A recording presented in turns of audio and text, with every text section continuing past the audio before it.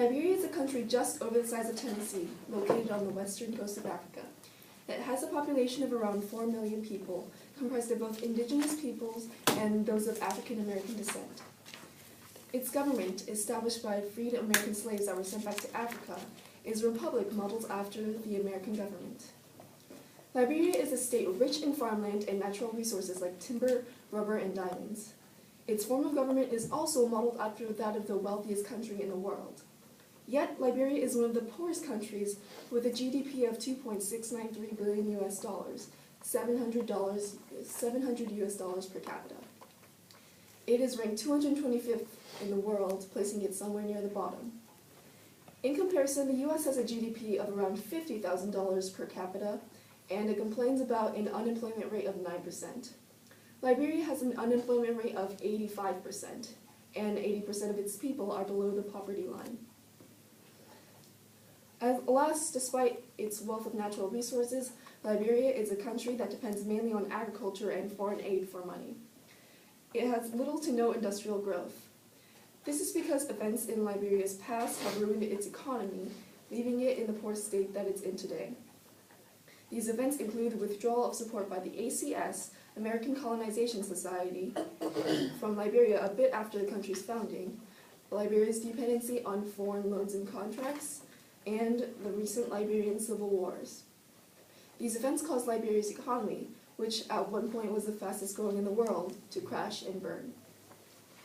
Liberia was founded by freed American slaves who were sent back to Africa in order to solve the problem of the growing freed slave population in America. As a result, the American Colonization Society was founded in order to help bring freedom to Africa. One of the ways it did that was it helped found Liberia and supported it with funds in its early years.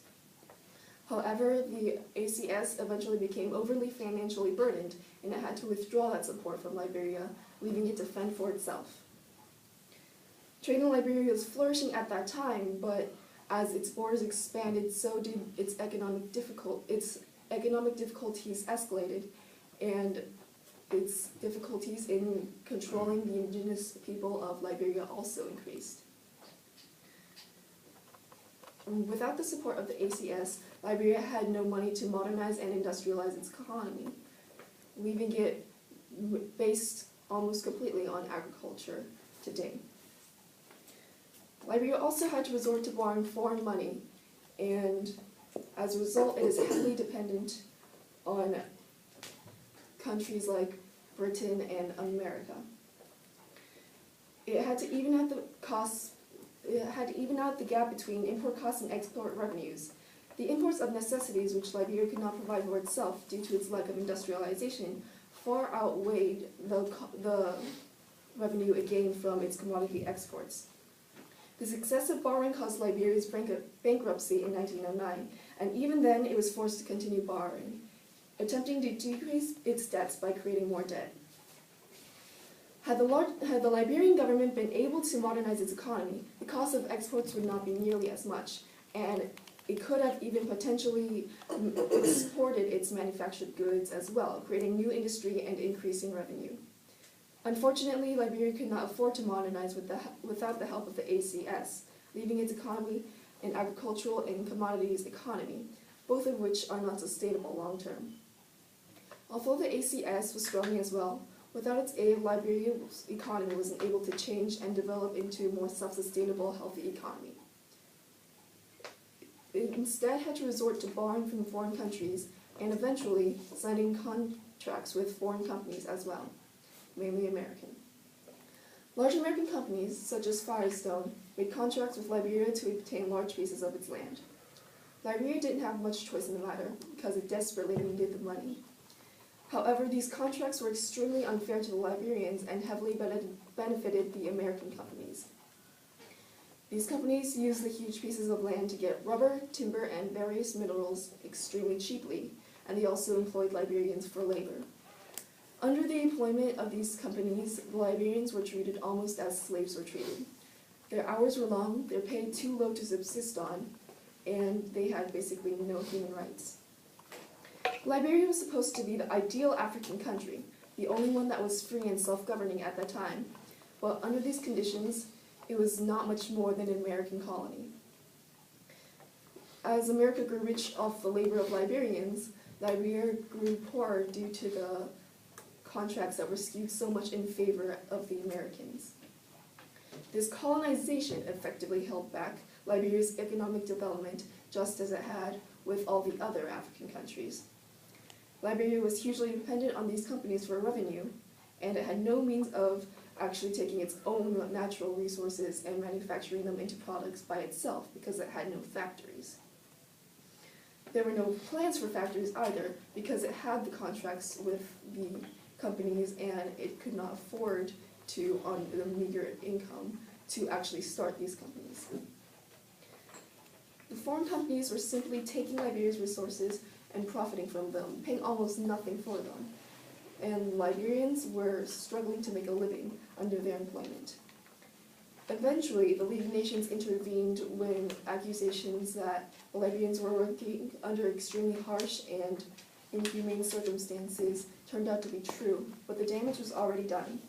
Besides the revenue from foreign countries, Liberia only had its agriculture and its exports, which weren't contracted with the foreign companies, but neither of these are very profitable.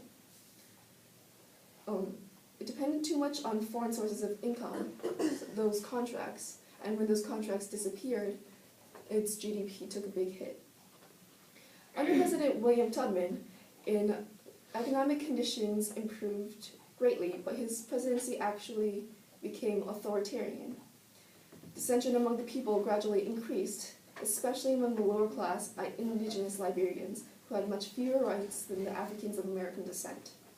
Tubman's successor was unable to retain control over Liberia, and Samuel Doe, a general in the Liberian army, seized power in a military coup. He was well supported because he represented the indigenous people of Liberia, but as his presidency became more corrupt, he lost that support, and Charles Taylor, leader of a group of Liberian rebels, gained the support that Doe had lost. Taylor invaded Liberia from Cote d'Ivoire with his rebel army, and the First Liberian Civil War began. Taylor won this war, organized an election, and became president. However, this war had ruined Liberia's economy, destroying all the work that Tubman had put into improving it. Cities and businesses were destroyed. Production of iron ore was non-existent, and Liberia had almost ceased to export its goods. During the war, foreign investors also left the country seeking safety, and after the war, few returned due to Liberia's political instability and terrible economic situation. They did not see potential in Liberia's economy anymore. And as a result, Liberia could not climb out of the economic hole it had dug itself into.